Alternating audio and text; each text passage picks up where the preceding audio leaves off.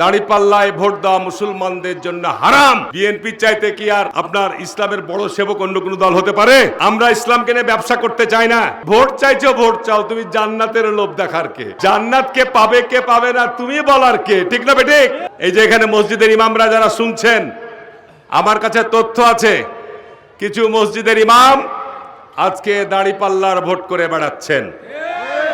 ঠিক না বেঠিক বলছি? আজকে বাংলাদেশের শীর্ষ আলেমরা বলছে দাঁড়িপাল্লায় ভোট দেওয়া মুসলমানদের জন্য হারাম। এটা কোনো ইসলামী দল নয়, একেবারে পরিষ্কার কথা, আমার কথা নয়। গতকালকে জুম্মার নামাজে বিভিন্ন জায়গায় জামাতি মাওলানা বিভিন্নভাবে এনিয়ে বিনিয়ে খুতবা দিয়েছে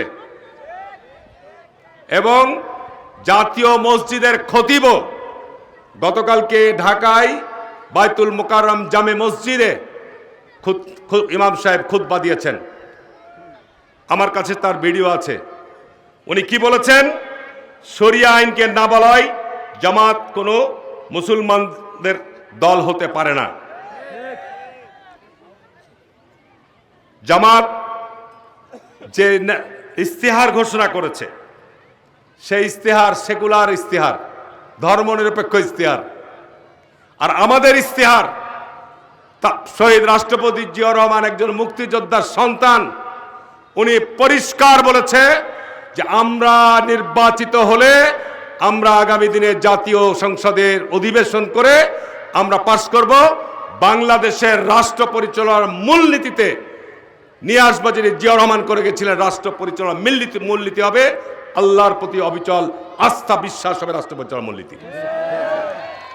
তো বিএনপি চাইতে কি আর আপনার ইসলামের বড় সেবক অন্য কোনো দল হতে পারে? আমরা ইসলামকে নিয়ে ব্যবসা করতে চাই না। ঠিক না বেঠিক বলছি? আমরা ইসলামকে নিয়ে ব্যবসা করে মানুষকে, যে আমাদের একজন শিল্পী বলল, ভোট চাইছো, ভোট চাও, তুমি জান্নাতের লোভ দেখার কে? ঠিক না বেঠিক বলছি? জান্নাত কে পাবে কে পাবে না তুমি বলার কে? ঠিক না বেঠিক? এখন এই যে আমি বললাম যে এরা মুনাফেক, পবিত্র কোরআনে আল্লাহ পাক মুনাফেকদের বহু আয়াত নাজিল করেছে। মুনাফেকদের চরিত্র সম্পর্কে আল্লাহ রসুল বলছে এদেরকে চিনবা কিভাবে। এদের চিনার মধ্যে প্রথম যেটা দফা, সেটি হচ্ছে যখন কোনো কথা বলবে মিথ্যা বলবে। এটি হচ্ছে মুনাফেক চিনার আপনার সবচাইতে বড় পরিচয়। আজকে জামাতের শীর্ষ নেতা জনাব ডাক্তার শফিকুর রহমান, টাটকা কথা, বেশি দিন কেন নয়, টাটকা কথা উনি বলেছেন না প্রকাশ্য জনসমুদ্রে, জনসভায় বলেছে না, বলেছে যে স্বাধীনতার ঘোষক কর্নেল অলি আহমেদ। ঠিক না বেঠিক?